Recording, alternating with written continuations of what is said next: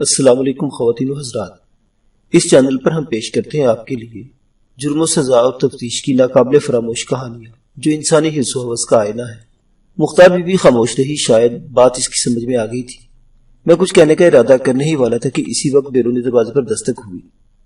بابا بشیر نے جا کر دروازہ کھولا کے بتایا کہ چودھری فرزند علی آیا تھا۔ چودھری بابا بشیر کے پیچھے ہی گھر میں داخل ہوا۔ اس کے پیچھے بیگم عالیہ بھی تھی۔ ملک صاحب، آپ یہاں بیٹھے ہوئے ہیں؟ اس نے بیٹھک میں داخل ہوتے ہی کہا۔ جناب، میں ادھر حویلی میں آپ کے انتظار میں سوکھ رہا ہوں۔ میں آپ کے پاس ہی آیا تھا، میں نے اٹھتے ہوئے کہا۔ سوچا دو چار باتیں بابا بشیر سے بھی کر لوں۔ آپ کو کیسے پتا چلا کہ میں یہاں ہوں؟ ملک صاحب، میں اس پنڈ کا چودھری ہوں۔ وہ اپنی فرما مجھے پر تاؤ دیتے ہوئے بولا۔ مجھے سب خبر رہتی ہے اس پنڈ میں کون کون آیا اور کون گیا۔ میں نے سراہنے والے انداز میں کہا، بہت خوب چودھری صاحب، آپ تو خاصے باخبر آدمی ہیں۔ وہ اپنی تعریف سن کر خوش ہو گیا، پھر مختار بی بی کی طرف دیکھتے ہوئے پوچھا، ملک صاحب، اس عورت نے آپ کو کوئی نئی پٹی تو نہیں پڑھا دی؟ میں کسی کی پٹیوں میں نہیں آتا چودھری صاحب، میں نے زبانی لہجے میں کہا۔ اپنے ذہن سے سوچتا ہوں، حالات کا تجزیہ کرتا ہوں، پھر قانون کے دائرے میں رہتے ہوئے کوئی عملی قدم اٹھاتا ہوں۔ آپ فکر نہ کریں، ہر حال میں میں قانون کے تقاضے پورے کروں گا۔ وہ میرا مطلب یہ تھا کہ میں نے اس کی بات کاٹتے ہوئے کہا، میں نے کہا نا پریشانی کی کوئی بات نہیں، آپ بالکل مطمئن رہیں، میں قانون کی پٹی پڑھا ہوا ہوں۔ وہ جز بز ہو کر بولا، ان لوگوں نے کچھ بولا ہے کہ وہ حرام زیادہ کہاں گیا ہے؟ یہ دونوں اس کے بارے میں کچھ نہیں جانتے، میں نے ٹھوس لہجے میں کہا، اور یہ کوئی جھوٹ بھی نہیں تھا۔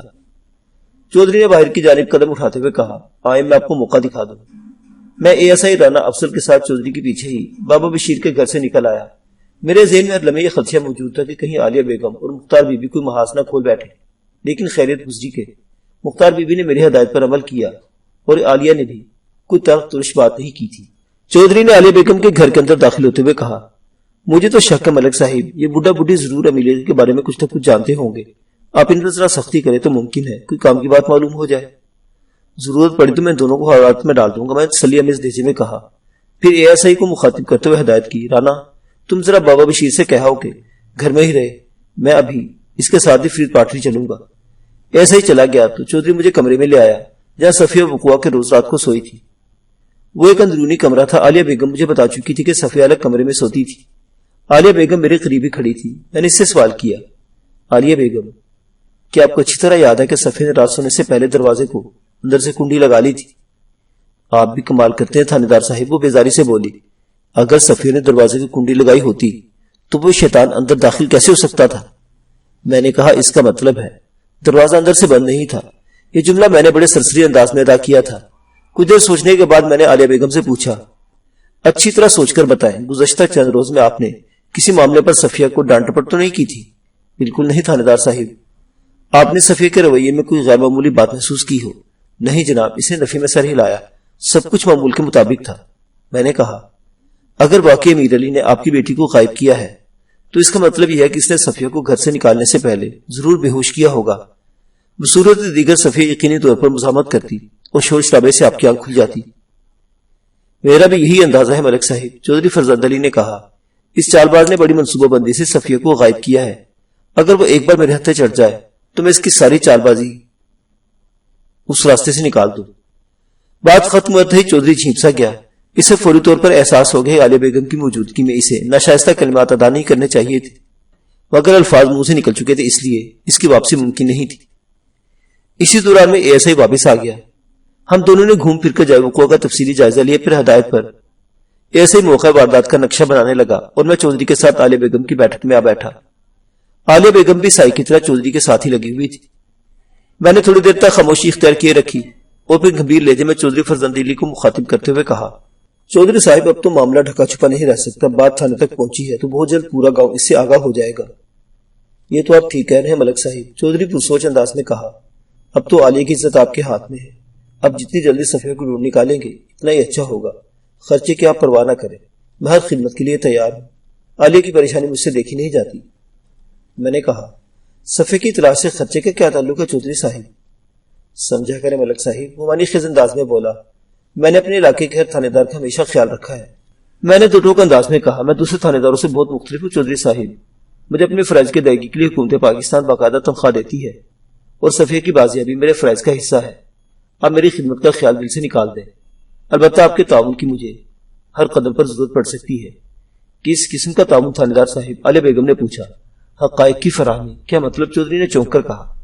میں نے ٹھہرے ہوئے لہجے میں کہا، چودھری صاحب میں چاہتا ہوں کہ آپ لوگ مجھے امیر علی اور صفیہ کے بارے میں سب کچھ سچ سچ بتا دیں۔ کوئی چھوٹی سے چھوٹی اور معمولی سے معمولی بات کو بھی نظر انداز کریں گے۔ اگر آپ چاہتے ہیں کہ میں جلد از جلد صفیہ کا سراغ لگا لوں تو مجھ سے کچھ بھی چھپانے کی کوشش نہ کریں۔ ہم جتنا جانتے تھے وہ آپ کو بتا چکے ہیں، عالیہ بیگم نے کہا۔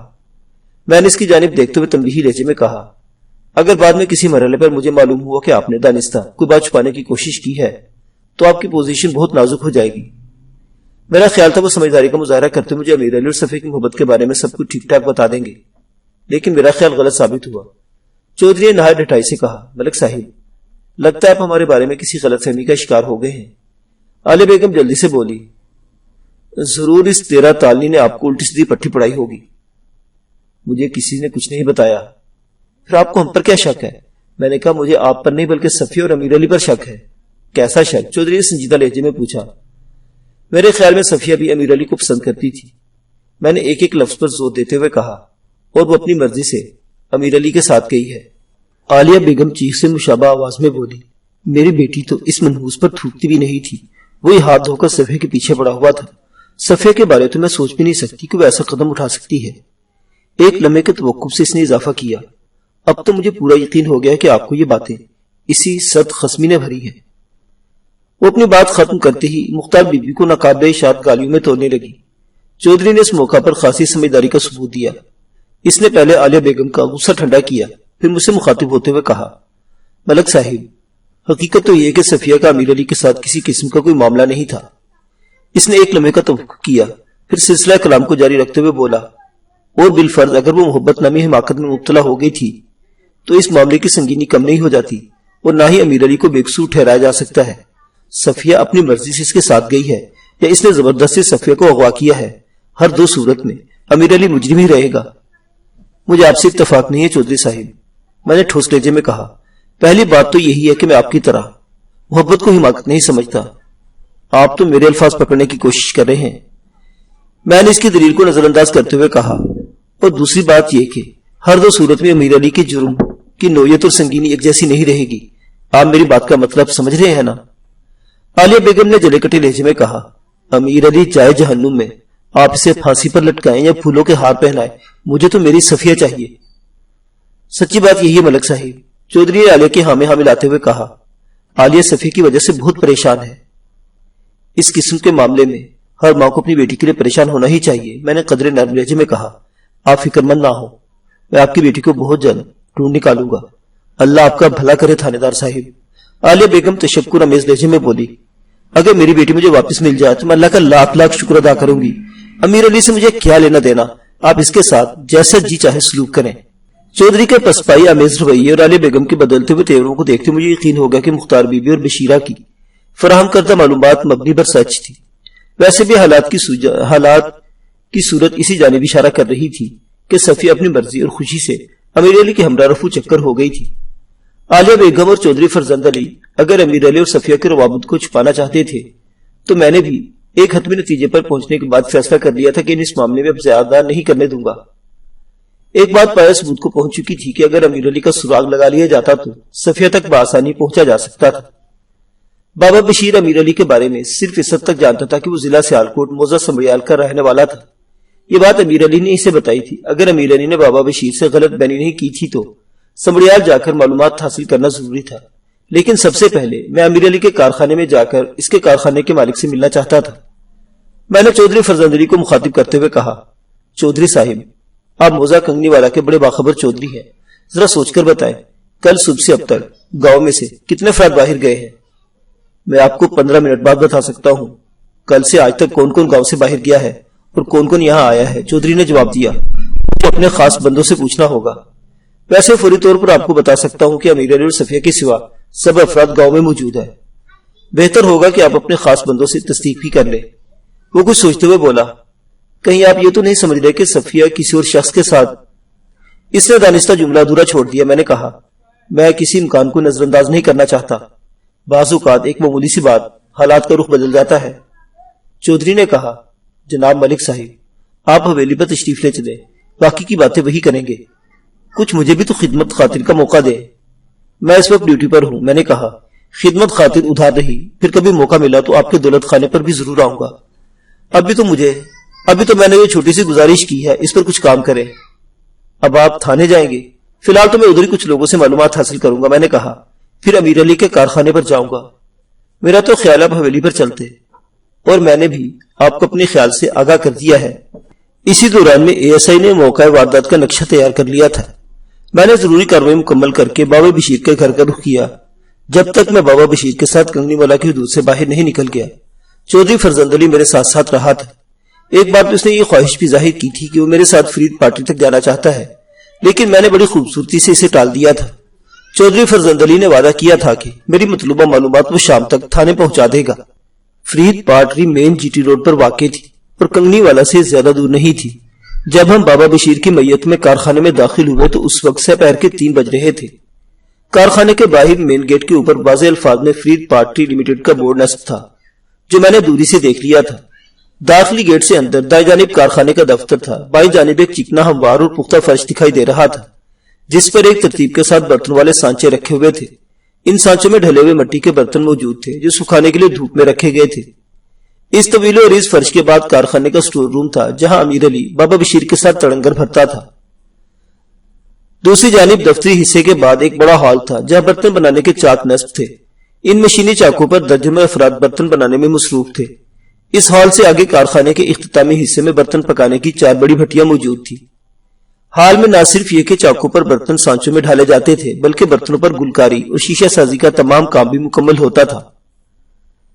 ہم سیدھے کارخانے کے دفتر میں چلے آئے۔ کارخانے کا مالک بابو فرید احمد اپنی کرسی پر موجود تھا۔ اس کی عمر لگ بھگ 40 سال تھی۔ اس کے علاوہ دفتر میں اس وقت منشی حفیظ اللہ بھی ایک کرسی پر بیٹھا ہوا تھا۔ ان دونوں کے نام مجھے بعد میں معلوم ہوئے تھے۔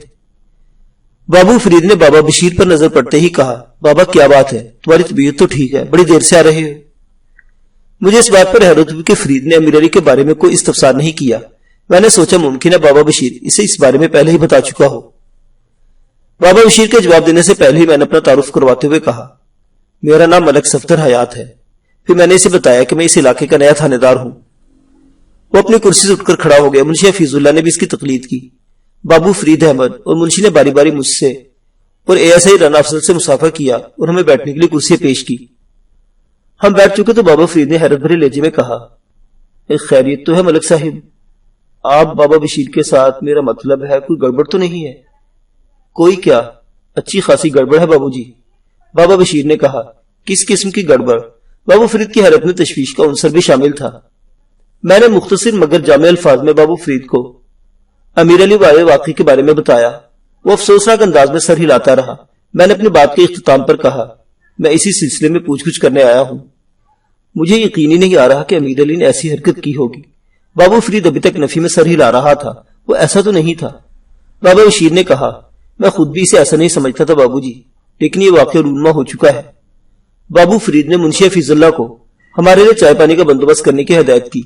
میں نے منع کرنے کی بڑی کوشش کی، لیکن پھر اس کے خلوص دعوت کو دیکھتے ہوئے خاموش ہو گیا۔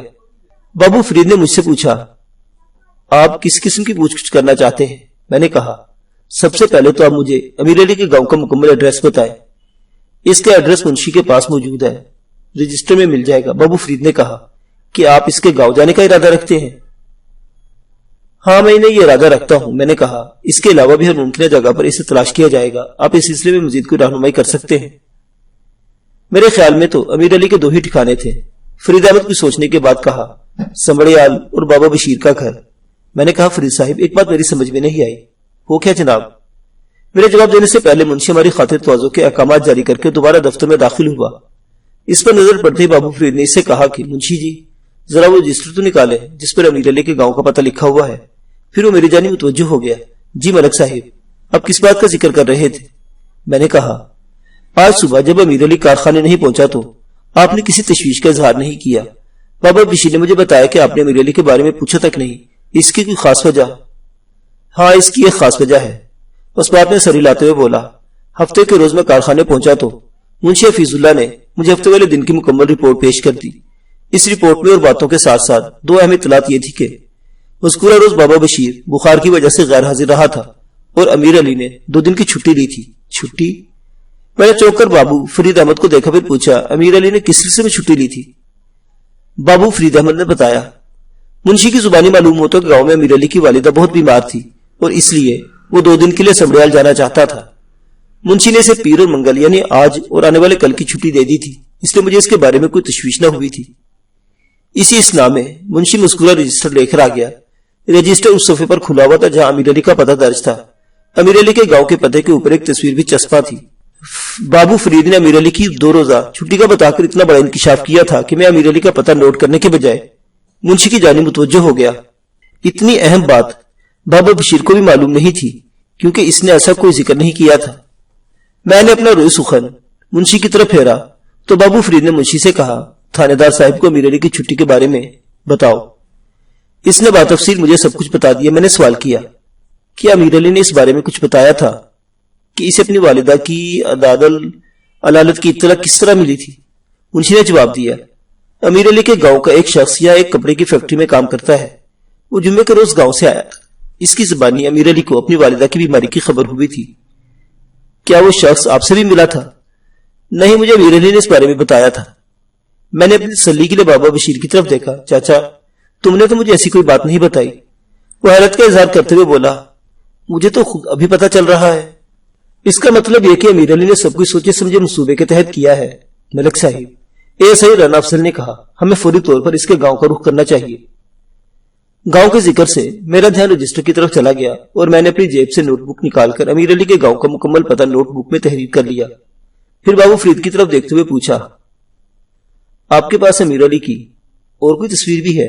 بس یہی ایک، اس نے جواب دیا۔ اگر یہ تصویر آپ کے کام آ سکتی ہے تو رجسٹر سے اکھاڑ لے۔ میں نے باحفاظت وہ تصویر اکھاڑ کر اپنی جیب میں محفوظ کر لی۔ میں نے اس بات کا خاص طور پر خیال رکھا تھا کہ رجسٹر کا مذکورہ صفحہ پھٹنے نہ پائے اور میں اپنے مقصد میں کامیاب رہا تھا۔ میں نے کارخانے کے چوکیدار نظام الدین کو بھی دفتر میں بھی بلا لیا۔ بابا بشیر کی زبانی مجھے معلوم ہو چکا تھا کہ ابتدا میں امیر علی چوکیدار کے کمرے میں ہی سوتا تھا۔ میں کافی دیر تک چوکیدار نظام الدین، منشی حفیظ اللہ اور بابو فرید احمد سے امیر علی کے بارے میں مختلف سوالات کرتا رہا۔ میں حال میں کام کرنے والے ان کاریگروں سے بھی ملا جن کے ساتھ امیر علی کا اٹھنا بیٹھنا تھا، لیکن سب کی متفقہ رائے یہ تھی کہ امیر علی بہت اچھا آدمی تھا۔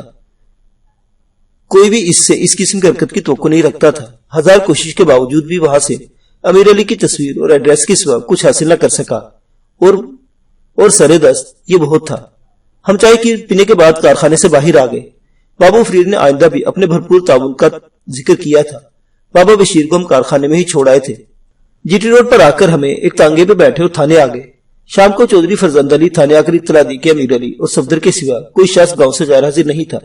البتہ گزشتہ 2 روز میں باہر سے 2 مرد اور 3 عورتیں بطور مہمان گاؤں میں پہنچے تھے اور یہ کوئی اہم بات نہیں تھی، خاص طور پر صفیہ اور امیر علی کے معاملے میں۔ میں نے تھانے پہنچتے ہی 3 ہوشیار قسم کے اہلکاروں کی ڈیوٹی لگا دی تھی کہ وہ سادہ لباس میں کنگنی والا پر نظر رکھے اور اگر کوئی غیر معمولی بات یا واقعہ ان کی نظر سے گزرے تو فوری طور پر مجھے مطلع کرے۔ چودھری کافی دیر تک میرے پاس تھانے میں بیٹھا رہا۔ میں نے اسے یقین دہانی کرا دی تھی کہ بہت جلد صفیہ کا سراغ مل جائے گا۔ البتہ میں نے اسے بابو فرید احمد اور منشی حفیظ اللہ سے ہونے والی اہم گفتگو کے بارے میں کچھ نہیں بتایا تھا۔ کارخانے سے نکلتے ہوئے میں نے بابا بشیر کو بھی یہی تاکید کر دی تھی۔ چودھری جب رخصت ہو گیا تو میں نے حالات حاضرہ کا تجزیہ کرنے لگا۔ امیر علی نے کارخانے سے پیر منگل یعنی 16 اور 17 دسمبر کی چھٹی لی تھی۔ اگر واقعی وہ اپنی والدہ کو دیکھنے گیا تھا اور صفحے والے معاملے میں اس کا کوئی ہاتھ نہیں تھا تو بروز بدھ اسے سمڑیال سے واپس آ جانا چاہیے تھا۔ لیکن سوال یہ پیدا ہوتا تھا کہ اگر بالفرض امیر علی بدھ کو واپس کارخانے آ جاتا تو پھر صفیہ کہاں غائب ہو گئی؟ تھوڑی دیر پہلے تک مجھے یقین ہو گیا تھا کہ امیر علی ہی صفیہ کو بھگا کر لے گیا تھا، لیکن اب میرے یقین کی عمارت میں ایک دراڑ نمودار ہو چکی تھی۔ اس امکان کو نظر انداز نہیں کیا جا سکتا تھا کہ امیر علی واقعی اپنی ماں کو دیکھنے چلا گیا ہو۔ ایک اور بات بھی مجھے الجھا رہی تھی، امیر علی نے اپنی والدہ کی بیماری کو بابا بشیر سے کیوں چھپایا تھا؟ 1 گھنٹے کی سوچ بچار کے بعد میں اس نتیجے پر پہنچا کہ امیر علی نے اپنی والدہ کی بیماری کا بہانہ بنا کر صفیہ کو بڑی صفائی سے اڑا دیا تھا۔ وہ چاہتا ہوگا کہ 2 روز تک اس کی طرف کسی قسم کا دھیان نہ جائے تاکہ وہ سب کی پہنچ سے بہت دور نکل جائے، یا پھر وہ واقع اپنے گاؤں گیا تھا اور صفیہ کے اغوا کے معاملے میں اس کا کوئی تعلق نہیں تھا۔ ممکن ہے بابا بشیر کو وہ اپنی والدہ کی بیماری کے بارے میں اس لیے نہ بتا سکو ہاؤ کہ آل بیگم کے گھر اس کی بے عزتی والے واقعے نے اسے ذہنی طور پر خاصا منتشر کر دیا تھا۔ حقیقت حال تک پہنچنے کے لیے دوسرے روز ہی کوئی عملی قدم اٹھایا جا سکتا تھا۔ میں تھانے سے اٹھا اور اپنے کوارٹر میں آ گیا۔